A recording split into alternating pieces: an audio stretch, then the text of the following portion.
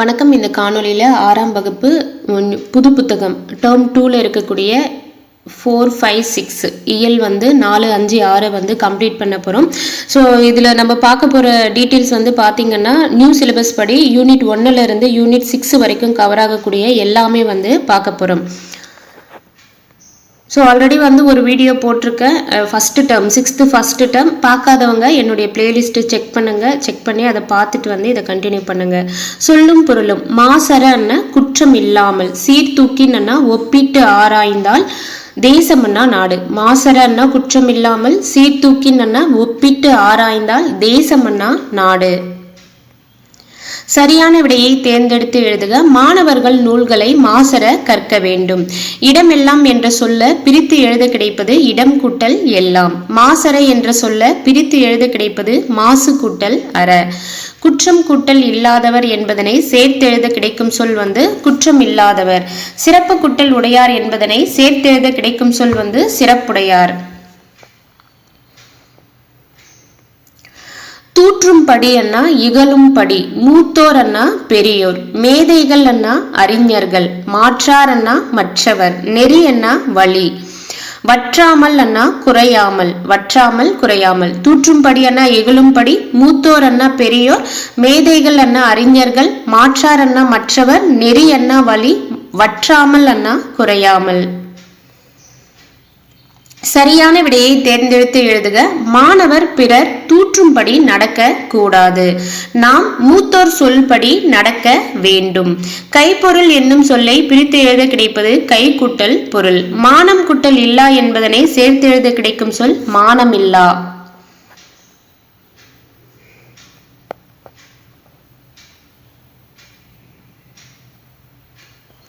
சரியான விடையை தேர்ந்தெடுத்து எழுதுக. பள்ளிக்கூடம் செல்லாததற்கு ஆடு மேய்க்கும் சிறுவர்கள் கூறிய காரணம் ஊரில் பள்ளிக்கூடம் இல்லை.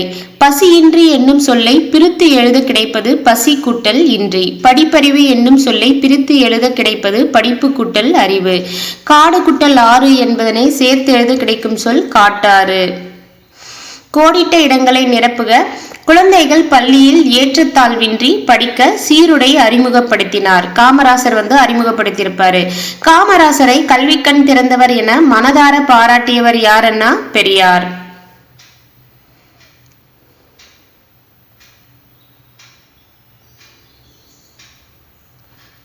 அடுத்து இலக்கண பகுதி இன எழுத்துக்கள். நம்மளுக்கு இன எழுத்துக்கள் அப்படின்ட்டு சிலபஸ்ல கொடுத்திருப்பாங்க. அதனால தெளிவா பார்த்துக்கோங்க. இதுல நான் இது ரிவிஷன் மாதிரி கிட்டத்தட்ட நம்ம எல்லாமே படிச்சிருப்போம் இல்லையா. உங்களுக்கு இன்னும் டீட்டெயில்டா இது எப்படி வேணும், நான் 6th to 10th வரைக்கும் புது புக்கில் இருக்கக்கூடிய இலக்கணம் பாத்தீங்கன்னா எப்படி ஞாபகம் வச்சுக்கணும், எப்படி புரிஞ்சுக்கணும்னுட்டு என்னுடைய பிளேலிஸ்ட் செக் பண்ணீங்கன்னா 6th to 10th வரைக்கும் இலக்கணம் மட்டும் செப்பரேட்டா ஒரு பிளேலிஸ்ட்ல போட்டிருப்பேன். நீங்க அதை பாத்தீங்கன்னா உங்களுக்கு எளிமையா புரியவும் செய்யும். ஒரு சில விஷயங்களை ஷார்ட்கட்டும் சொல்லியிருப்பேன், எப்படி ஞாபகம் வச்சுக்கலாம் எளிமையான்ட்டு. ஸோ அது பார்க்காதவங்க அதை பார்த்துட்டு இதை பாருங்க, டக்கு டக்குன்னு முடிச்சிடலாம். சேம் டைம் இந்த வீடியோ பார்த்து முடிச்சுட்டு கூட உங்களுக்கு இன்னும் இதில் இலக்கணத்தில் டீட்டெயில்டாக புரியல, என்னன்னு தெரியலன்னப்போ உங்களுக்கு பர்டிகுலராக எந்த டாபிக் வேணுமோ அந்த டாப்பிக்கை 6th to 10th இலக்கணம் என்ற பிளேலிஸ்ட்டை செக் பண்ணுற மூலயமா நீங்கள் தெரிஞ்சுக்கலாம். இணை எழுத்துக்கள். சில எழுத்துக்களுக்கு இடையே பாத்தீங்கன்னா ஒலிக்கும் முயற்சி, பிறக்கும் இடம் ஆகியவற்றில் ஒற்றுமை இருக்கு. இப்படி ஒற்றுமை இருக்கக்கூடிய எழுத்துக்களை தான் என்னன்னு சொல்லுவோம், இணை எழுத்துக்கள் அப்படின்னு சொல்லுவோம். நம்மளுக்கு மெய் எழுத்துக்கள் 18 படிச்சிருப்போம் இல்லையா. அதுல வல்லின மெய் எழுத்துக்கள் 6க்கும் மெல்லின மெய் எழுத்துக்கள் 6ம் பாத்தீங்கன்னா இணை எழுத்துக்கள். கீழேயே கொடுத்திருக்காங்க பாருங்க அந்த பிக்சர்ஸ் போட்டு. இக்கு இங்கு இணை எழுத்துக்கள். ஸோ ஃபர்ஸ்ட்ல நீங்க வல்லின மெய் எழுத்துக்கள் 6 எழுதிருங்க. இக்கு இச்சு இட்டு இத்து இப்பு இரு அப்படின்ட்டு. அதுக்கப்புறம் மெல்லின மெய் எழுத்துக்கள் 6ம் இங்கு இஞ்சு இன்னு இந்து இம்மு இன்னு. ஸோ இந்த மெய்யெழுத்துக்கள் பார்த்தீங்கன்னா வல்லின மெய்யெழுத்துக்களும் மெல்லின மெய்யெழுத்துக்களும் இணை எழுத்துக்கள். எடுத்துக்காட்டும் கொடுத்திருக்காங்க பாருங்க. திங்கள், மஞ்சள், மண்டபம், சந்தனம், அம்பு, தென்றல். ஸோ இதுல எல்லாத்துலயுமே இணை எழுத்துக்கள் இடம்பெற்றிருக்கு. இங்குக்கு அப்புறம் கா, இஞ்சுக்கு அப்புறம் சா, இன்னுக்கு அப்புறம் டா, சந்தனத்துல இந்துக்கு அப்புறம் தா, அம்புல இம்முக்கு அப்புறம் பூ, தென்றல்ல 2 சுழி இன்னுக்கு அப்புறம் வல்லின ரகரம் இடம்பெற்றிருக்கு. ஸோ இணை எழுத்துக்கள் இது போல வரும்ன்றதை குறிப்பிடுறாங்க. இடையின எழுத்துக்கள் 6 இருக்கு இல்லையா. இ, இர், இல், இவ், இல், இல் இது வந்து ஒரே இனம் அப்படின்னு குறிப்பிடுறாங்க. அதுக்கப்புறம் நம்மளுடைய உயிரெழுத்துக்கள்ல வந்து பாத்தீங்கன்னா ஆவுக்கு வந்து ஆவும், ஈக்கு வந்து ஈவும், ஊவுக்கு வந்து ஊவும், ஏக்கு வந்து ஏவும், ஐக்கு வந்து ஈ என்றது தான் வந்து இணை எழுத்துன்னு சொல்றாங்க. ஐ சொல்லும் போது ஈ அப்படின்ற மாதிரி முடியுதா, ஐ ஈ வருது, அப்போ ஈ வந்து ஐக்கு இணை எழுத்து. ஓக்கு ஓ இணை எழுத்து. அவ்வுன்னும் போது ஊ அப்படின்ற மாதிரி கேக்குதா, அப்போ அவுக்கு வந்து ஊ என்றது இணை எழுத்துன்றதை தெரிஞ்சுக்கோங்க. ஐ என்னும் எழுத்துக்கு ஈ என்பது இணை எழுத்தாகும், என்னும் எழுத்துக்கு ஊ என்பது இணை எழுத்தாகும் என்றது சொல்லியிருக்காங்க. சொல்லில் உயிர் எழுத்துக்கள் சேர்ந்து வருவது இல்லை, அளபடையில மட்டும்தான் வந்து நெடிலை தொடர்ந்து அதன் இனமாகிய குறில் எழுத்து சேர்ந்து வரும்னு சொல்றாங்க. உயிரெழுத்துக்கள் வந்து நம்ம இதுக்கு முன்னாடி ஃபர்ஸ்ட் டேர்ம்ல பார்த்திருப்போம். உயிரெழுத்துக்கள் வந்து சொல்லினுடைய முதல்ல தான் வரும், சொல்லினுடைய இடையிலேயோ இறுதியிலேயோ வராதுன்னு பார்த்திருப்போம். பட் வந்து உயிரெழுத்துக்கள் வந்து இடையிலையும் இறுதியிலையும் எப்போ இடம்பெறும்னா அளபடையில மட்டும்தான் இடம்பெறும்ன்றது ஆல்ரெடி படிச்சிருக்கோம் இல்லையா, அதை தான் வந்து இங்க குறிப்பிடுறாங்க. எடுத்துக்காட்டு கொடுத்திருக்காங்க பாருங்க. உயிரெழுத்துக்கள் வந்து இடையில இறுதியில எப்போ இடம்பெறுதுன்னுட்டு, ஓதல், தூதும், தாலி அப்படின்ற இடத்துல வந்து உயிரெழுத்துக்கள் அளபடை எழுத்துக்கு வார்த்தைகள்ல இடம்பெறுது. சேம் டைம் வந்து பாத்தீங்கன்னா உயிரெழுத்துக்கள் வந்து எதுக்கு அப்புறம் வருது, நெடில தொடர்ந்து வந்து வருதுன்றதையும் பார்த்துக்கோங்க. ஓக்கு அப்புறம் ஓ, தூக்கு அப்புறம் ஊ. தூவை எப்படி பிரிக்கலாம், இத்துக்குட்டல் ஊன்னு பிரிக்கலாம். ஊவினுடைய இணை எழுத்து தான் ஊ. அதுக்கப்புறம் தளியன்றதுல இல்லு குட்டல் ஈயன்னு பிரிக்கலாமா, ஈயினுடைய இணை எழுத்து ஈ. ஸோ இது போல நெடில தொடர்ந்து தான் வந்து இணை எழுத்தான உயிரெழுத்து குறில் வந்து இடம்பெறும். தமிழ் எழுத்துக்களில் ஆயுத எழுத்துக்கு மட்டும் வந்து இணை எழுத்து இல்லை என்றதை சொல்றாங்க. தமிழ் எழுத்துக்கள்ல எந்த எழுத்துக்கு மட்டும் எந்த எழுத்துக்கு மட்டும் இணை எழுத்து இல்லைன்னா ஆயுத எழுத்து. சரியான விடையை தேர்ந்தெடுத்து எழுதுக. மெல்லினத்திற்கான இணை எழுத்து இடம்பெறாத சொல்லியது அண்ணா கண்ணில். மீது எல்லாத்திலையுமே வந்து இணை எழுத்து இடம்பெற்றிருக்கு. தவறான சொல்லை வட்டமிடுகன்றது வென்றான். 2 சொல்லி இன்னுக்கு அப்புறம் என்ன வரும், வல்லின ரகரம் தான் வரணும். ஸோ அது வந்து தவறா வந்து இடம்பெற்றிருக்கு. பின்வரும் சொற்களை திருத்தி எழுதுக. தென்றல் தென்றல், கண்டம் இல்ல கண்டம், நன்றி வராது நன்றி, வல்லினரி வந்து வரணும். இன்னுக்கு அப்புறம் என்ன வரும், அதனுடைய இணை எழுத்தான ரகர வரிசை இடம்பெறும், வல்லின ரகரம். மண்டபம் வந்து டாக்கு முன்னாடி அதனுடைய இனமான 3 சுழி இன்னுதான் வரும். ஸோ மண்டபம். படித்து சுவைக்க. யாதானும் நாடாமல் ஊறாமல் என்னொருவன் சாந்துணையும் கல்லாதவாறு. அதாவது இந்த குறள்ல என்ன சொல்றாங்கன்னா, யாதானும்னா எந்த நாடா இருந்தாலும் எந்த ஊரா இருந்தாலும் நம்மளுடையதா கருதலாம். எப்போன்னா படிச்சிருந்தோம் அப்படின்னா. அப்படி இருந்தும் சாந்துணையும் கல்லாதவரன்னா சாகும் வரைக்கும் ஏன் படிக்க மாட்டேன்றாங்க அப்படின்றதுதான் இந்த குறளுடைய பொருள். ஆற்றவும் கற்றார் அறிவுடையார் அக்துடையார் நாற்றிசையும் செல்லாத நாடில்லை, அந்நாடு வேற்று நாடு ஆகா தமவேயாம் ஆயினால் ஆற்றுனா வேண்டுவது இல்லைன்றது பழமொழி 400. ஸோ நல்லா படிச்சவங்க அறிவுடையவங்க, நாற்று திசைன்னா 4 திசைகள், எந்த பக்கம் போனாலும் அங்க போற நாடெல்லாம் அவங்களுடையதுதான். அதனால அவங்க அந்த நாடுகளுக்கு போகும்போது வழிச்சோறு வந்து கொண்டு போக தேவையில்லைன்றத சொல்லியிருப்பாங்க. பழமொழி 400. இரு பொருள் தரக்கூடிய சொற்களை பயன்படுத்தி எழுதுக. இப்போ நம்மளுக்கு ஆங்கிலத்துல சினோனிமஸ் ஆன்டோனிமஸ் எல்லாம் நம்ம படிச்சிருப்போம் இல்லையா. ஸோ எதிர்ச்சொல்ன்றது தமிழ்ல ஆல்ரெடி கேட்டுட்டு இருக்காங்க. பட் இப்போ வந்து பாத்தீங்கன்னா இரு பொருள் தரக்கூடிய சொற்கள், இந்த சினோனிமஸ் கிட்டத்தட்ட அது போல வந்து நம்மளுக்கு இதுக்கப்புறம் வரக்கூடிய எக்ஸாம்ல வரும். அப்போ நூல், மாலை, ஆறு, படி என்றதும் நம்மளுக்கு சிலபஸ்ல வந்து கவர் ஆகும். எடுத்துக்காட்டு ஒன்று கொடுத்துருக்காங்க பாருங்க. ஆடை தேய்க்க உதவுவது நூல், மூதுரை வந்து அறநூல்ன்றதை கொடுத்திருக்காங்க. அதே போல மாலை வந்து மாலை நேரம் மிகவும் பிடிக்கும் அப்படின்னு சொல்லலாம். கழுத்தில் சூடுவது பூ மாலை அப்படின்னு குறிப்பிடலாம். தேர்ட் ஒன் வந்து ஆறு, இரு கரைகளுக்கு இடையில் ஓடுவது ஆறு, 6 என்னும் எண் 5க்கும் 7க்கும் இடையில் இருக்கும் அப்படின்னுட்டு குறிப்பிடலாம். அடுத்து வந்து பாருங்க படி. படி என்றது காலை எழுந்தவுடன் படி அப்படின்னு சொல்றலாம். படி ஏறுதல் மிகவும் கடினம், மாடிப்படி ஏறுதல் மிகவும் கடினம் அப்படின்னுட்டும் குறிப்பிடலாம். இந்த உரையாடலை நிறைவு செய்யுங்கள்ன்றது வந்து நம்மளுக்கு சிலபஸ்ல இல்லை, இருந்தாலும் இது ஜஸ்ட் வந்து தெரிஞ்சுக்கோங்க. வணக்கம் ஐயான்னு மாணவர் சொல்றாரு. ஆசிரியர் வந்து சொல்றாரு, வணக்கம் மதி, உனக்கு என்ன வேண்டும்?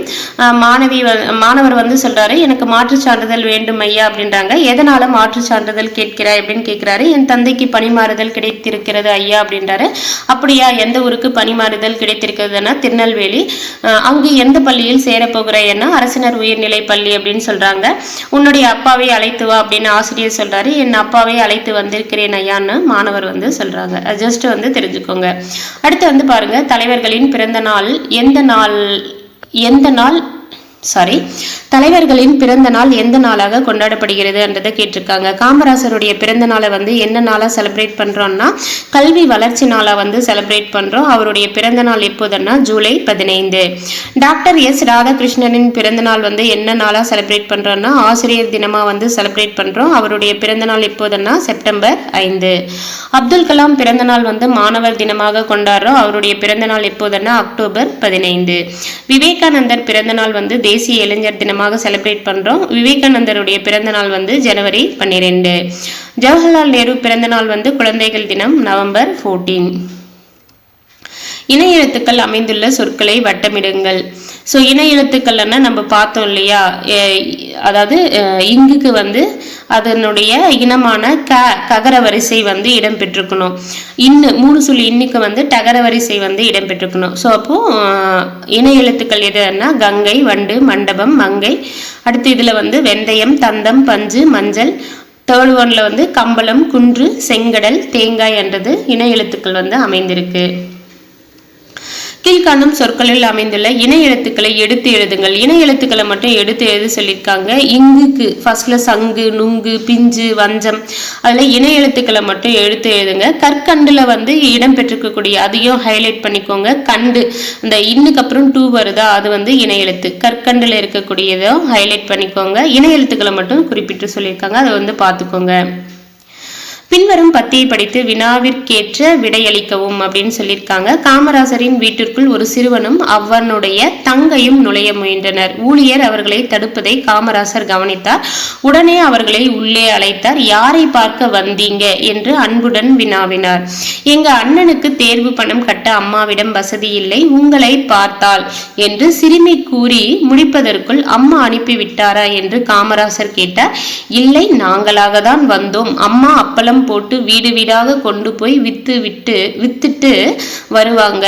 அதில் வரும் வருமானத்தை வச்சுதான் எங்களை படிக்க வைக்கிறாங்க என்று குழந்தைகள் கூறினர். அதனை கேட்டதும் மாடி ஏறி சென்று பணத்தை கொண்டு வந்து கொடுத்தார்.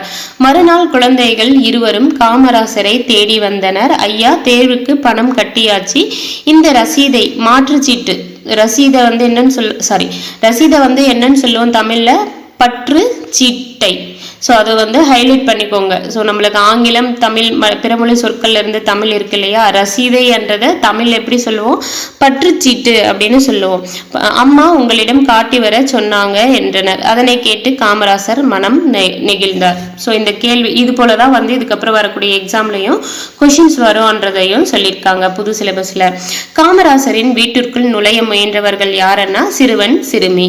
இந்நிகழ்வு சிறுவனது குடும்பத்தின் எப்பண்பை விளக்குகிறது. நேர்மை. சோ ஏழ்மையான குடும்பம் தான் இருந்தாலும் நேர்மையா அந்த பணத்தை கட்டிட்டு ரசீதை கொண்டு வந்து காட்டியிருப்பாங்க. மறுநாள் குழந்தைகள் வந்ததும் காமராசர் மனம் வந்து நெகிழ்ந்தார். சிறுவனும் சிறுமியும் எதற்காக காமராசரின் வீட்டிற்கு வந்தனர்னா அந்த சிறுமி வந்து என்ன சொல்லியிருப்பா, அண்ணனுக்கு தேர்வு கட்டணம் கட்டுவதற்கு பணம் இல்லாததால் பண உதவி கேட்டு காமராசரின் வீட்டிற்கு வந்தனர். காமராசர் செய்த உதவி யாதுன்னா காமராசர் ஏழை மாணவன் ஒருவனுக்கு தேர்வுக்கு கட்ட வேண்டிய பணத்தை கொடுத்து உதவினார். அடுத்து வந்து பாருங்க, முறை மாறியுள்ள சொற்களை சரியான இடத்தில் பொருத்தி சொற்றுடன் நிறைவு செய்க. இதுக்கப்புறம் வரக்கூடிய எக்ஸாம்ல இது போல கொஸ்டின்ஸும் கேட்பாங்க. முளையிலே விளையும் தெரியும் பயிர் என்றதை எப்படி கரெக்டா எழுதலாம்னா விளையும் பயிர் முளையிலே தெரியும். ஆக்குவோம் இல்லாமை கல்லாமையை என்றது கல்லாமையை இல்லாமை ஆக்குவோம் என்பது சரியான தொடர். கீழ்காணும் கட்டங்களில் உள்ள இனச்சொற்களை வட்டமிட்டு தனியாக எடுத்து எழுதுகன்னு சொல்லியிருக்காங்க. அது ஜஸ்ட் வந்து பார்த்துக்கோங்க. இன எழுத்துக்கள் நம்ம படித்தோம் இல்லையா, அதை தான் வந்து சொல்கிறாங்க. அடுத்து வந்து கலைச்சொல் அறிவோம். கல்வி என்ன எஜுகேஷன், தொடக்கப்பள்ளி என்ன பிரைமரி ஸ்கூல், மேல்நிலை பள்ளி என்ன ஹையர் செகண்டரி ஸ்கூல், நூலகம் என்ன லைப்ரரி, மின் படிக்கட்டு என்ன எஸ்கலேட்டர், மின் தூக்கி வந்து லிஃப்ட், மின் அஞ்சல் வந்து இமெயில், குறுந்தகடு வந்து கம்பேக்ட் டிஸ்க் சிடி அப்படின்னு நம்ம சொல்றோம் இல்லையா, அதனுடைய ஃபுல் ஃபார்ம் என்ன கம்பேக்ட் டிஸ்க் குறுந்தகடு. மின் நூலகம் என்ன இ லைப்ரரி, மின் நூல் என்ன இ புக், மின் இதழ்கள் என்ன இ மேகசைன்.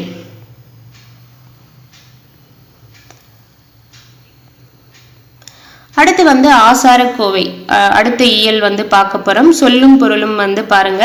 நன்றி அறிதல் வந்து பாத்தீங்கன்னா பிறர் செய்த உதவியை மறவாமை. நன்றி அறிதல் அண்ணா பிறர் செய்த உதவியை மறவாமை. ஒப்புரவு அண்ணா எல்லோரையும் சமமாக பேணுதல். நட்டல் அண்ணா நட்பு கொள்ளுதல். நன்றி அறிதல் அண்ணா பிறர் செய்த உதவியை மறவாமை. ஒப்புரவு அண்ணா எல்லோரையும் சமமாக பேணுதல். நட்டல் அண்ணா நட்பு கொள்ளுதல். சரியான விடையை தேர்ந்தெடுத்து எழுதுக. பிறரிடம் நான் இன்சொல் பேசுவேன். பிறர் நமக்கு செய்யும் தீங்கை பொறுத்து கொள்வது பொறை ஆகும். அறிவுடைமை என்ற அறிவு குட்டல் உடைமை என்பதை சேர்த்தெழுத கிடைக்கும் சொல் அறிவுடைமை. இவை குட்டல் எட்டும் என்பதை சேர்த்தெழுத கிடைக்கும் சொல் இவை எட்டும். நன்றி அறிதல் என்ற சொல்லை பிரித்தெழுத கிடைப்பது நன்றி குட்டல் அறிதல். பொறையுடைமை என்னும் சொல்லை பிரித்து எழுத கிடைப்பது பொறை குட்டல் உடைமை. சொல்லும் பொருளும். நந்தவனம் அண்ணா பூஞ்சோலை, பாரண்ணா உலகம், பண்ணண்ணா இசை, இளைத்து பதித்து. நந்தவனம் பூஞ்சோலை பார் உலகம் பண் இசை இளைத்து பதித்து. தொகை சொற்களின் விளக்கம். நீங்க எங்க தொகை சொற்கள் படிச்சாலும் அது ஃபுல்லாவே படிச்சுக்கோங்க. ஏன்னா பொருந்தாதது எதுன்னு கேட்பாங்க. முத்தமிழ்னா இயல் இசை நாடகம்னு தெரியும், அதுல வேற இன்னொன்னு கொடுத்துட்டு பொருந்தாதது எதுன்னு கேட்கறதுக்கு வாய்ப்புகள் அதிகம். அதனால தொகை சொற்களின் விளக்கமும் நீங்க எங்க படிச்சாலும் படிச்சுக்கோங்க. முத்தேன் அண்ணா கொம்புத்தேன், மலைத்தேன், கொசுத்தேன். முக்கணி அண்ணா மாப்பலா வாழை, முத்தமிழ் அண்ணா இயல் இசை நாடகம். ஸோ முத்தேன்ன்றது புதுசா இதுல தானே நம்ம படிச்சிருப்போம், அப்ப வந்து அதுக்கு கொஞ்சம் அழுத்தம் கொடுத்துக்கோங்க. கொம்புத்தேன், மலைத்தேன், கொசுத்தேன். ஸோ இங்க படிக்கிறதுக்கு எளிமையா இருக்கும். எக்ஸாம்ல இதோட இன்னொரு ஆப்ஷன் சேர்த்து கொடுக்குறப்போ கண்டிப்பா நம்மளுக்கு வந்து குழப்பம் அடைவோம். அதனால கொம்பு, மலையில வந்து ஒரு கொம்புல தேன் இருக்கு, அதுல கொசுவும் உக்காந்துருக்கு அப்படின்ற மாதிரி ஞாபகம் வச்சுக்கோங்க. கொம்புத்தேன், மலைத்தேன், கொசுத்தேன். மலையில ஒரு மரத்துல இருக்கக்கூடிய கொம்புல தேன் இருக்கு, அதுல கொசுவும் இருக்கு. மலைத்தேன், கொம்புத்தேன், கொசுத்தேன். சரியான விடையை தேர்ந்தெடுத்து எழுதுக. பாட்டிசைத்து என்னும் சொல்லை பிரித்தெழுத கிடைப்பது பாட்டுக்குட்டல் இசைத்து. கண்ணுறங்கு என்னும் சொல்லை பிரித்தெழுத கிடைப்பது கண்குட்டல் உறங்கு. வாழைக்குட்டல் இலை என்பதனை சேர்த்தெழுத கிடைக்கும் சொல் வாழை இலை. கைக்குட்டல் அமர்த்தி என்பதனை சேர்த்தெழுத கிடைக்கும் சொல் கை அமர்த்தி. உதித்த என்ற சொல்லுக்குரிய எதிர்ச்சொல் வந்து மறைந்த.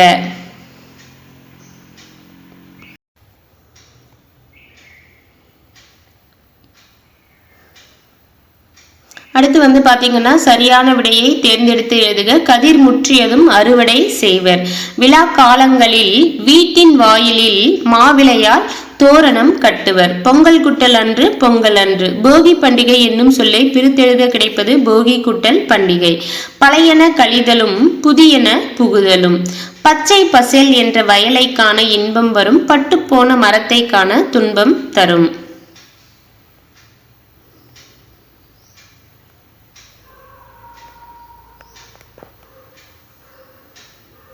அடுத்து வந்து மயங்கொலிகள். மயங்கொலிகள் நம்மளுக்கு சிலபஸ்ல வந்து இதுவே மென்ஷன் பண்ணி கொடுத்துருப்பாங்க இல்லையா, ஸோ ரொம்ப முக்கியம், தெளிவாக வந்து பார்த்துக்கோங்க. நம்ம பழைய புத்தகம் படிக்கிறப்போ மயங்கொலிகள் நிறைய லெட்டர்ஸ் வந்து கொடுத்துருப்பாங்க, அது எடுக்கும்போது அதுவும் கவர் பண்ணிடுவோம். மேக்சிமம் புக் வைஸாக தான் போகிறோம். புக்குக்கு பின்னாடி வரக்கூடிய எல்லாமே சிலபஸில் கவர் ஆகக்கூடிய எல்லாத்தையுமே வந்து கவர் பண்ண போகிறோம். மனம் மனம் இது ரெண்டுத்துக்குமே வித்தியாசம் இருக்கு. 3 சுழி நா வந்து இருக்கக்கூடிய மனம் வந்து வாசனையை வந்து குறிக்கும். 2 சுழி நா இருக்கக்கூடிய மனம் வந்து உள்ளத்தை வந்து குறிக்கும். பட் நம்மளுக்கு சொல்லும் போது ஒரே மாதிரி தானே சொல்லணும், மனம் மனம் அப்படின்னு வந்து சொல்றோம். உச்சரிப்புல சிறிதளவு மட்டுமே வேறுபாடு உள்ள ஒலிகளை தான் வந்து என்னன்னு சொல்லுவோம், மயங்கொலிகள் அப்படின்னு சொல்லுவோம். அப்படி இருக்கக்கூடிய மயங்கொலி எழுத்துக்கள் எத்தனைன்னா 8. அந்த 8 எழுத்துக்கள் வந்து பார்த்துக்கோங்க. நா நா நா, லா லா லா, ரா ரா. ஸோ 8 எழுத்துக்களும் வந்து மயங்கொலி எழுத்துக்கள். முதல்ல வந்து அந்த 3 சுழினா 2 சுழினா அதுக்கப்புறம் வந்து தன்னகரம் எப்படி வந்து உச்சரிக்கணும்ன்றதை குறிப்பிட்டிருக்காங்க. நீங்கள் என்னுடைய இலக்கணம் வீடியோ வந்து பார்த்தீங்கன்னா இது எப்படி ஞாபகம் வச்சுக்கணுன்ற முதல் கொண்டு சொல்லியிருப்பேன். 3 சுழி நா என்னும் போது நாவினுடைய நுனி வந்து நாவினுடைய நுனி என்ன, நாக்கினுடைய நுனி. மேல்வாய் அன்னத்தின் நடுப்பகுதி என்ன, நம்ம நாக்குக்கு மேலே வந்து இருக்கு இல்லையா, மேலே, அதுதான் வந்து மேல்வாய் அன்னம் அப்படின்னு சொல்லுவோம். 3 சுழி நான்னா நடுப்பகுதியை தொடுவதால நகரம் வந்து பிறக்குது. 2 சுழி நா என்னும் போது அந்த மேல் அன்னத்தின் முன்பகுதி, நாக்கினுடைய நுனி வந்து மேல் அன்னத்தின் முன்பகுதியை தொடுவதால நகரம் வந்து பிறக்கிறது. தன்னகரம் ஞா வந்து பாத்தீங்கன்னா நாக்கினுடைய நுனி வந்து மேல்வாய் பல்லின் அடிப்பகுதியை வந்து தொடுவதால அந்த தன்னகரம் வந்து பிறக்குது. ஸோ இமேஜ்லையும் கொடுத்துருக்காங்க பாருங்க, எந்தெந்த சொல்லும் போது எங்கெங்க வந்து நம்மளுடைய நாக்கு வந்து மேல்வாய் அன்னத்தினுடைய பகுதியை வந்து தொடணும் அப்படின்றது. அடுத்து சைட்ல வந்து பாருங்க தெரிந்து தெளிவும் வந்து கொடுத்திருக்காங்க. சொற்கள்ல வந்து நானா இடம் பெறும் வகை. டா என்னும் எழுத்துக்கு முன்னாடி 3 சுழி இன்னு வர்றதால 3 சுழி இன்னு வந்து வரும் அப்படின்னு சொல்றாங்க. எடுத்துக்காட்டு கண்டம், வண்டி, நண்டு.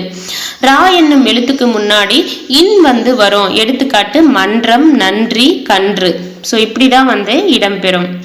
மன்றம்னா நம்ம 3 சுழி இன்னு போட்டு வல்லின ரா போட்டு எழுதக்கூடாது. அப்படி எழுதுனா தப்பு. ஏன்னா 2 சுழி இன்னு தான் வரணும்ன்றதே கண்டிஷன் தான். டகரத்தை அடுத்து வரும் நகரம் வந்து டன்னகரம் அப்படின்னு சொல்றோம். ஸோ டகரத்தை அடுத்து 3 சுழி நா வந்து வர்றதால அது என்னன்னு சொல்றோம், டன்னகரம் அப்படின்னுட்டும். தகரத்தை அடுத்து வரும் நகரம் தன்னகரம் அப்படின்னுட்டும். வல்லின ரா ரகரத்தை அடுத்து வரும் நகரம் வந்து ரன்னகரம் அப்படின்னு அழைக்கிறோம்ன்றத சொல்லியிருக்காங்க. அடுத்து எக்ஸாம்பிள் வந்து கொடுத்துருக்காங்க பாருங்க, வானம். ஸோ எக்ஸாம்பிள் கொடுத்துருக்கிறது எல்லாமே ரொம்ப முக்கியம். நம்மளுக்கு மேக்சிமம் வந்து இந்த மைங்கொலி பிழைகள் ஏதாவது வந்து கொடுத்து கேட்குறாங்கன்னா புக்கில் இருக்கிறது தான் மேக்சிமம் நம்மளுக்கு எக்ஸாமில் வந்து கேட்பாங்க. அதனால புக்கில் இருக்கிற டீட்டெயிலை ஃபர்ஸ்ட்ல வந்து தெளிவாக வந்து படிச்சிருங்க. வானம்னா வெடி. 3 சுழி நா போட்டு வரக்கூடிய வானம்னா வெடி. அதே வந்து 2 சுழி நா போட்டு வரக்கூடிய வானம் வந்து எதை குறிக்கும்னா ஆகாயத்தை வந்து குறிக்கும்.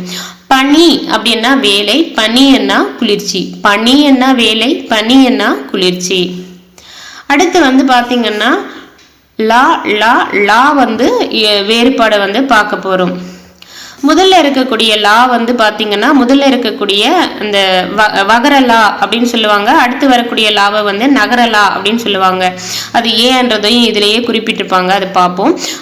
லா வந்து பாத்தீங்கன்னா நாவினுடைய இரு பக்கங்கள் தடித்து. அடுத்து வரக்கூடிய பள்ளிக்கூடத்துக்கு வரக்கூடிய லாவும் வந்து பாத்தீங்கன்னா நாவினுடைய இரு பக்கங்கள் தடித்து தான் வரும்ன்றதை ஞாபகம் வச்சுக்கோங்க. ஃபர்ஸ்ட் ஒன் இப்ப பாருங்க, லா. லா வந்து மேற்பற்களின் அடியை தொடுவதால் லகரம் வந்து தோன்றும் அப்படின்னு சொல்றாங்க. மேற்பற்களின் அடியை தோன்றுவதால் லகரம் தோன்றும். இது வா போல இருப்பதால அது என்னன்னு சொல்றோம், வகர லகரம் அப்படின்னு சொல்றோம். அடுத்து இருக்கக்கூடிய லா வந்து பாத்தீங்கன்னா அன்னத்தின் நடுப்பகுதியை. அங்க எப்படி வந்து நம்ம தன்னகரத்துக்கு வந்து பல்லினுடைய அடிப்பகுதி, அதுக்கப்புறம் வந்து அந்த ரன்னகரத்துக்கு வந்து அந்த மேல் அன்னத்தினுடைய முன்பகுதி, அதுக்கப்புறம் வந்து டன்னகரத்துக்கு வந்து மேல் அன்னத்தினுடைய நடுப்பகுதி அப்படின்னு பார்த்தோம் இல்லையா. அதே போலதான் இது. குட்டி லாக்கு வந்து மேல் பற்களின் அடியை வந்து தொடுறதால லகரம் வந்து தோன்றும். இது வகர லகரம் அப்படின்னு சொல்றோம். அடுத்து வரக்கூடிய பள்ளிக்கூடத்திற்கு வரக்கூடிய லா வந்து பாத்தீங்கன்னா மேல் அன்னத்தின் நடுப்பகுதியை வந்து தொடுது அப்படின்ட்டு சொல்றாங்க. இதனை பொது லகரம் என்கிறோம் அப்படின்றத குறிப்பிடுறாங்க. இமேஜ்ல வந்து பாருங்க, உங்களுக்கு தெளிவா வந்து புரியும் எங்கெங்க ப்ரொனவுன்ஸ் பண்ணணும் எது அப்படின்றத. இந்த மேலெண்ணத்தின் நடுப்பகுதியை தொடுவதால் லகரம் தோன்றும். இது வந்து நா போல இருக்கிறதால என்னன்னு சொல்றாங்க, நகர லகரம் அப்படின்னு குறிப்பிடுறாங்க. அடுத்து வந்து லா. நாவின் நுனி மேல் நோக்கி வளைந்து வருடுவதால் லகரம் வந்து தோன்றும். இந்த லகரமும் ஒரே இடத்துலதான் ஒலிக்கப்படும் அப்படின்னு சொல்றாங்க. தமிழுக்கே சிறப்பானது அன்னிட்டு இந்த சிறப்பு லாவை வந்து சொல்றாங்க. இதனை சிறப்பு லகரம் என்று அழைக்கவும் செய்யறாங்க. மா போல இருக்கிறதால மகர லகரம் அப்படின்னுட்டு குறிப்பிடுறது இலக்கண மரபு அன்னிட்டும் சொல்றாங்க. பொருள் வேறுபாடு உணர்க. விலை என்ன பொருளின் மதிப்பு, இன்னொரு விலை என்ன உண்டாக்குதல், விலை என்றது விரும்பு. இலை என்ன செடியின் இலை, இலை என்ன மெலிந்து போதல், இலை என்ன நூல் இலை. அடுத்து வந்து பாத்தீங்கன்னா ராரா எழுத்துக்கள். இடையின ரா வந்து பாத்தீங்கன்னா நாவினுடைய நுனி மேல் அன்னத்தின் முதல் பகுதியை தொட்டு வருவதால ரகரம் வந்து தோன்றுது. இது இடையின எழுத்துன்றதால இடையின ரகரம் அப்படின்னு அழைக்கிறோம்னு சொல்றாங்க. அடுத்து வல்லின ரா வந்து பாத்தீங்கன்னா நாவின் நுனி மேல் அன்னத்தின் மைய பகுதியை வந்து உரசுவதால இடையின ரா வந்து மேல் அன்னத்தினுடைய முதல் பகுதியை வந்து தொட்டு வர்றதால ரகரம் தோன்றுது.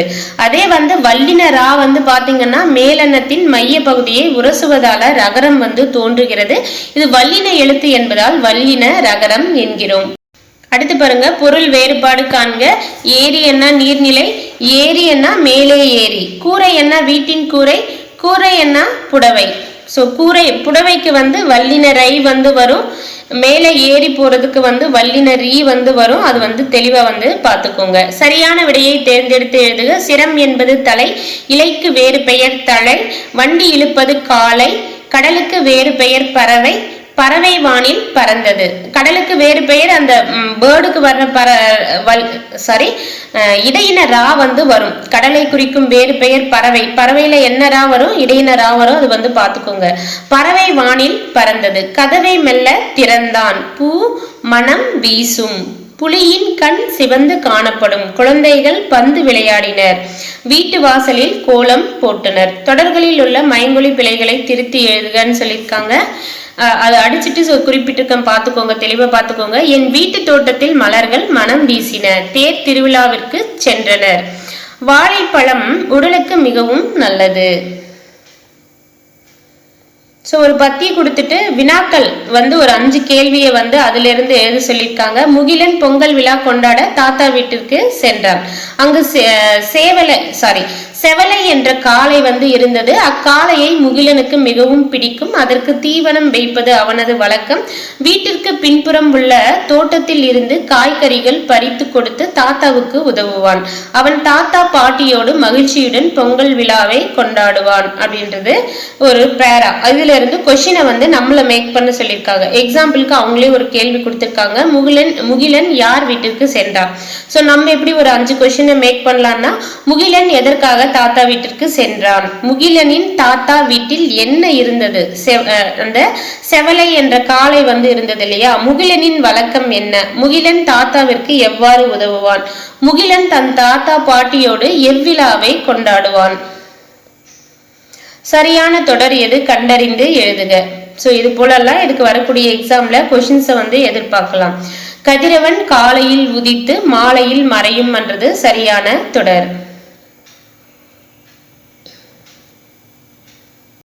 கலைச்சொல் அறிவோம். வெல்கம் அண்ணா நல்வரவு, ஸ்கல்ப்சர்ஸ் அண்ணா சிற்பங்கள், சிப்ஸ் அண்ணா சில்லுகள், ரெடிமேட் ட்ரெஸ் அண்ணா ஆயத்த ஆடை, மேக்கப் அண்ணா ஒப்பனை, டிஃபன் அண்ணா சிற்றுண்டி.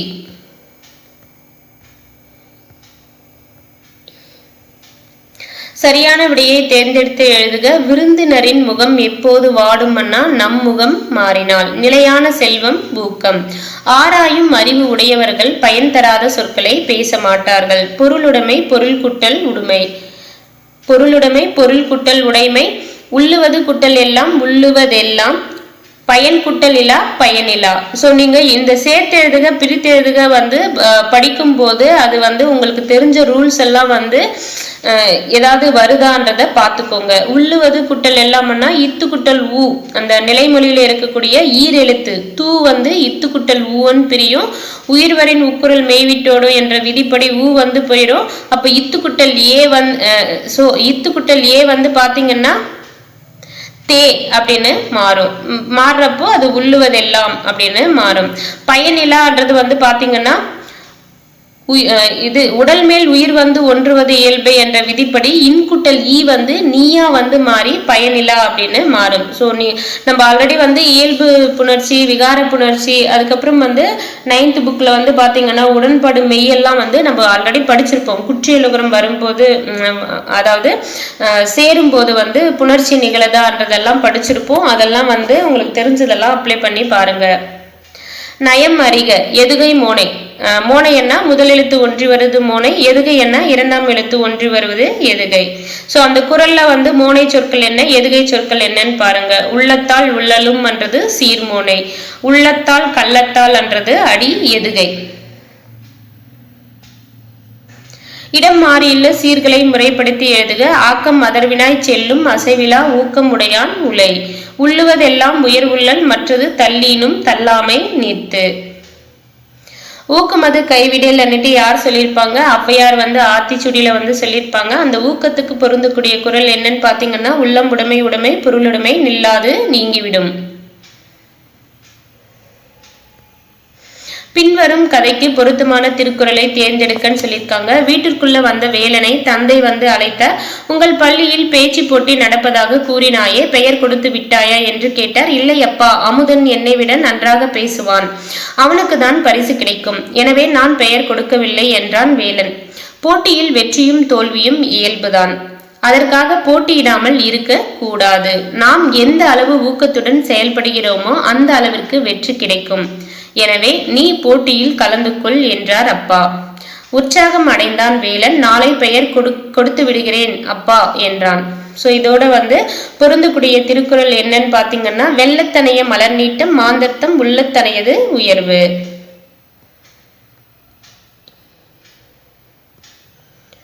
அடுத்து சொல்லும் பொருளும். மல்லெடுத்த அப்படின்னா வலிமை பெற்ற, சமரன்னா போர், நல்கும் அண்ணா தரும், கலனி அண்ணா வயல், மரம் அண்ணா வீரம், எக்களிப்பு அண்ணா பெருமகிழ்ச்சி, களம் அண்ணா கப்பல், ஆலி அண்ணா கடல். மல்லெடுத்த அண்ணா வலிமை பெற்ற, சமரன்னா போர், நல்கும் அண்ணா தரும், கலனி அண்ணா வயல், மரம் அண்ணா வீரம், எக்களிப்பு அண்ணா பெருமகிழ்ச்சி, களம் அண்ணா கப்பல், ஆலி அண்ணா கடல். சரியான விடையை தேர்ந்தெடுத்து எழுதுக. போர்க்களத்தில் வெளிப்படும் குணம் என்னன்னு பாத்தீங்கன்னா வீரம். கல் எடுத்த என்ற சொல்லை பிரித்து எழுத கிடைப்பது கல் குட்டல் எடுத்த. சோ இந்த கல் குட்டல் எடுத்த பாருங்க, கா என்றது ஒரு குறில் எழுத்து. அந்த குறில் எழுத்துக்கு பக்கத்துல ஒரு ஒற்றெழுத்து வந்ததுன்னா அந்த ஒற்றெழுத்து இரட்டிப்பாகும். அந்த விதிப்படி பாத்தீங்கன்னா கல் பக்கத்துல ஒரு இல்லு வரும். அந்த இல்லு ஏவும் சேர்ந்து லே என மாறி கல் எடுத்து அப்படின்னு மாறி இருக்கு. நானிலம் என்னும் சொல்லை பிரித்தெழுத கிடைப்பது நான்கு குட்டல் நிலம். ஸோ இந்த நான்கு குட்டல் நிலம் எல்லாம் எப்படி வருதுன்னு நம்மளுக்கு தெரியணும்னா, புணர்ச்சி விதிகளில் நம்ம ஸ்ட்ராங்காக இருக்கணும்.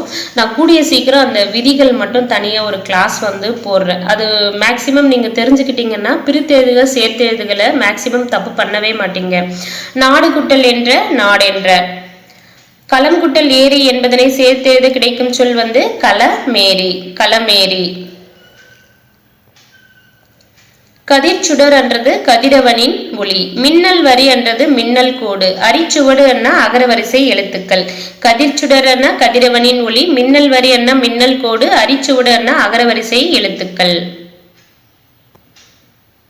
சரியான விடையை தேர்ந்தெடுத்து எழுதுக. கதிர் சுடர் என்றது எப்படி பிரிக்கலாம்னா கதிர் குட்டல் சுடர். மூச்சடக்கி என்பதனை எப்படி பிரிக்கலாம்? மூச்சு குட்டல் அடக்கி. பெருமை குட்டல் வானம் என்பதனை எப்படி பிரிக்கலாம்? பெருவானம்.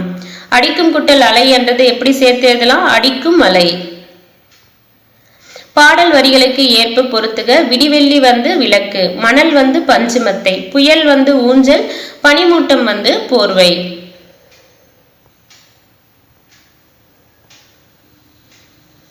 சரியான விடையை தேர்ந்தெடுத்து எழுதுக. வீட்டு பயன்பாட்டிற்கு பொருள் வாங்குபவர் யாருன்னா நுகர்வோர். வணிகம் குட்டல் சாத்து என்பதனை எப்படி சேர்த்து எழுதலாம்? வணிக சாத்து. பண்டம் குட்டல் மாற்று பண்டமாற்று. மின் அணு என்றும் சொல்லை பிரித்தெழுத கிடைப்பது மின் குட்டல் அணு. விரிவடைந்த என்னும் சொல்லை பிரித்தெழுத கிடைப்பது விரிவு குட்டல் அடைந்த. விரிவடைந்த, விரிவு குட்டல் அடைந்த. ஆங்கில சொல்லுக்கு இணையான தமிழ் சொல்லை எடுத்து எழுதுகன்றத சொல்லியிருக்காங்க. கரன்சி நோட்டுன்னா பணத்தால், பேங்க்னா வங்கி, செக்னா காசோலை, டிமாண்ட் டிராஃப்ட்னா வரைவோலை, டிஜிட்டல்னா மின்னணு மையம், டெபிட் கார்டுன்னா பற்று அட்டை, கிரெடிட் கார்டுன்னா கடன் அட்டை, ஆன்லைன் ஷாப்பிங்னா இணையதள வணிகம், இ காமர்ஸ்னா மின்னணு வணிகம்.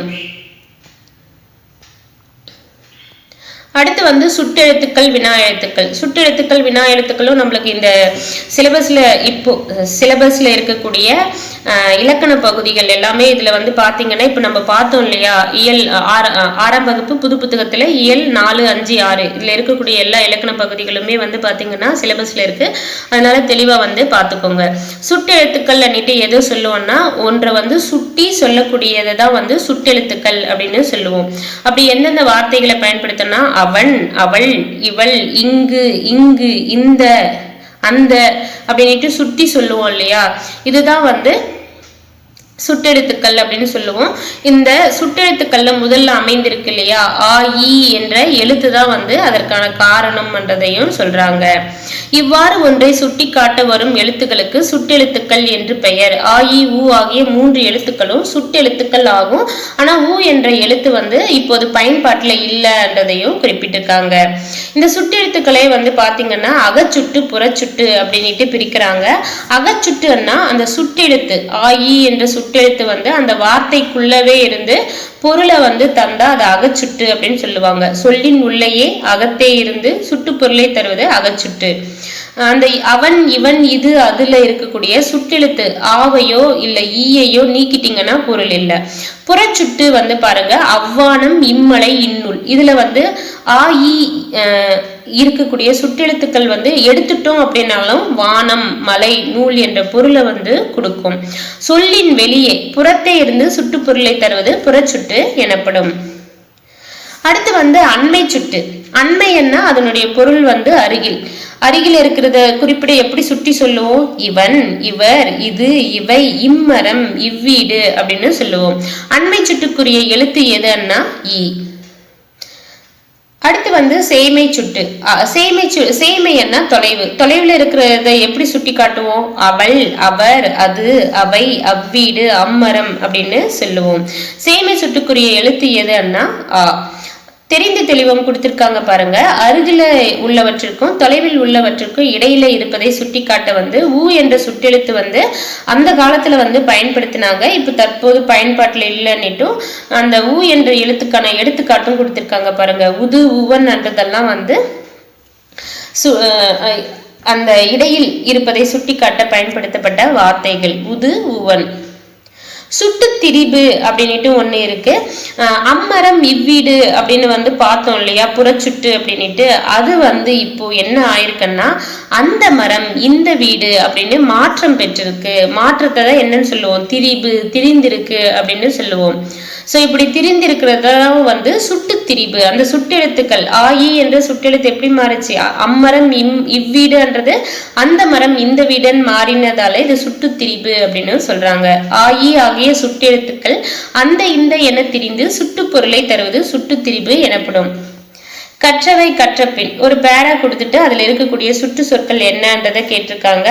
அவன், அவனுடைய, அங்கு, இங்கு, இம்மலர், அம்மலர், இந்த, அந்தன்றது சுட்டு சொற்கள். அடுத்து வந்து வினா எழுத்துக்கள். வினா பொருளை தரும் எழுத்துக்களுக்கு வந்து வினா எழுத்துக்கள் அப்படின்னு பெயர். 5 வினா எழுத்துக்கள் வந்து இருக்கு. அந்த 5 வினா எழுத்துக்கள் என்னன்னு பாத்தீங்கன்னா ஏ, யா, ஆ, ஓ, ஏ. மொழியினுடைய முதல்ல வரக்கூடிய வினா எழுத்துக்கள் என்னன்னு பாத்தீங்கன்னா ஏ, யா. மொழியின் இறுதியில வரக்கூடிய வினா எழுத்துக்கள் வந்து ஆ, ஓ. மொழியின் முதல்லையும் இறுதிலையும் வரக்கூடிய வினா எழுத்து வந்து ஏ. எக்ஸாம்பிளும் வந்து கொடுத்திருக்காங்க பாருங்க. முதல்ல வரக்கூடிய ஏயாக்கு வந்து எங்கு, யாருக்கு. இறுதியில வரக்கூடிய வினா எழுத்து வந்து ஆவோ வந்து பேசலாமா, இம்மு குட்டல் ஆ. மாவை வந்து எப்படி பிரிக்கலாம்? இம்மு குட்டல் ஆ. அப்போ பேசலாமா. தெரியுமோ, மோவை வந்து இம்மு குட்டல் ஓன்னு பிரிக்கலாம். அப்போ வினா எழுத்து ஓ வந்து கடைசியில வந்து வருது. ஏ என்ற எழுத்து வினா எழுத்து வந்து மொழியினுடைய முதல்லையும் வரும் இறுதிலையும் வரும். ஏன், நீதானே அப்படின்னு வர்ற மாதிரி ஃபர்ஸ்ட்லயும் வரும் லாஸ்ட்லயும் வந்து ஏ வந்து வினா எழுத்தா வரும். எப்படி சுட்டுக்கு வந்து அகச்சுட்டு புறச்சுட்டுன்னு பார்த்தோமோ அதே போல வினாக்கும் வந்து அகவினா புறவினா அப்படின்னு இருக்கு. அது, யார், ஏன் என்ற சொற்கள்ல வினா எழுத்து நீக்கினா பொருள் தராது. அப்போ வினா எழுத்துக்கள் சொல்லின் அகத்தே இருந்து வினா பொருளை தருவது அகவினா ஆகும். புறவினான்னா அவனா, வருவானோ. இந்த அவனா வருவானோ லாஸ்ட்ல வந்து இன்னு குட்டல் ஆன்னு பிரியும். ஸோ அந்த ஆவை நீக்கிட்டாலும் வருவானோல வந்து ஓவை நீக்கிட்டாலும் அவன், வருவான் என்ற பொருளை வந்து தரும். இப்படி வினா எழுத்துக்கள் சொல்லின் புறத்தே வந்து வினா பொருளை தருவது புறவினா எனப்படும் என்றதை கொடுத்திருக்காங்க. பத்தியில் உள்ள வினா சொற்களை எடுத்து எழுதுக. வினா சொற்கள் என்னன்னா எங்கு, யாருக்கு, உனக்கா, பெரியவர்களுக்கா, ஏன், இல்லையோ, ஆடைதானோ என்றதெல்லாம் வினா சொற்கள். சரியான விடையை தேர்ந்தெடுத்து எழுதுக.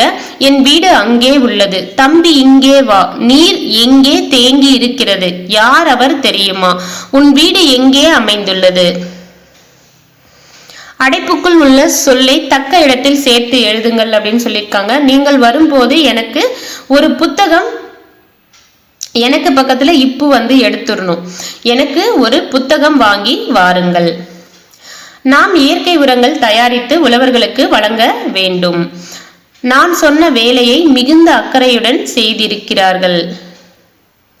கீழ்கண்ட பத்தியை படித்து வினாக்களுக்கு விடை எழுதுக. மனிதர்களுக்கு தேவையான பொருள்களை கிடைக்க செய்வதே வணிகத்தின் நோக்கங்களில் ஒன்று.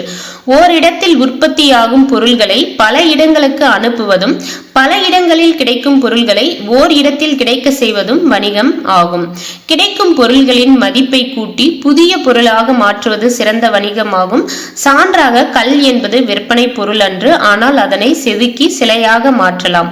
உதிரும் கல் தூளை கோலமாக மாற்றலாம், அதனை மதிப்பு கூட்டுதல் என்பர் என்றதை சொல்லியிருக்காங்க. ஸோ இதுல இருந்து கொஸ்டின்ஸும் கேட்டிருக்காங்க பாருங்க. கிடைக்கும் பொருள்களின் மதிப்பை கூட்டி புதிய பொருளாக மாற்றுவது சிறந்த வணிகம். சிலை செதுக்கப்படும் போது உதிரும் கல் தூளை கோல மாவாக மாற்றலாம். வணிகத்தின் நோக்கம் என்னன்னா இங்க அண்டர்லைன் பண்ணிருக்கேன் பாருங்க. கொஸ்டின் நம்பர் 3 போட்டு மனிதர்களுக்கு தேவையான பொருள்களை கிடைக்க செய்வதுதான் வணிகத்தின் நோக்கம். மதிப்பு கூட்டுதல் என்றால் என்னன்னு பாத்தீங்கன்னா, கல்லை செதுக்கி சிலையாக மாற்றலாம், உதிரும் கல் தூளை கோலமாவாக மாற்றலாம். இதுதான் மதிப்பு கூட்டுதல் எனப்படும். இப்பத்திக்கு ஏற்ற தலைப்பு எழுதுகன்னா வணிகம். அடுத்து விடுகதை விடை காணுங்கள் அப்படின்னு சொல்லியிருக்காங்க. அது ஜஸ்ட் ஒரு வாட்டி வாசிச்சு மட்டும் பார்த்துக்கோங்க.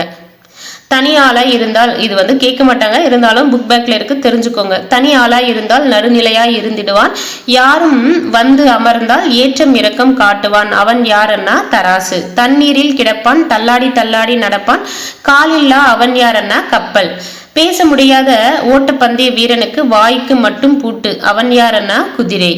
எந்திரத்தால் செய்ய முடியாத மணி, ஊசி நூலில் கோக்க முடியாத மணி, பூமியில் விளையும் மணி, பூ உலகத்தார் விரும்பும் மணி, அது எந்த மணி அண்ணா நெல்மணி. ஒரு மதி வெளியே போகும், ஒரு மதி உள்ளே வரும், இருமதியும் சேர்ந்து விட்டால் பல நிதியும் சேர்ந்து வரும், அவை என்னன்னா ஏற்றுமதி இறக்குமதி.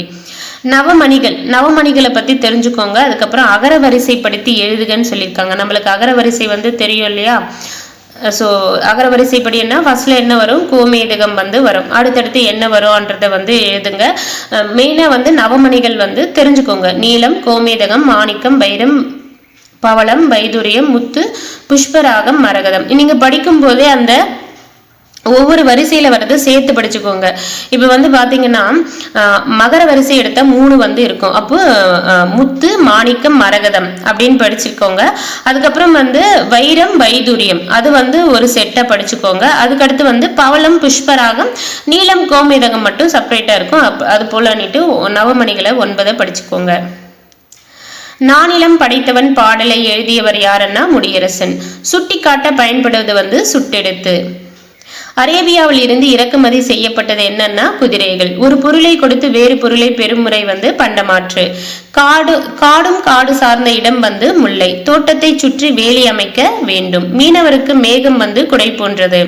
உடலுக்கு போர்வையாக அமைவது பனிமூட்டம்.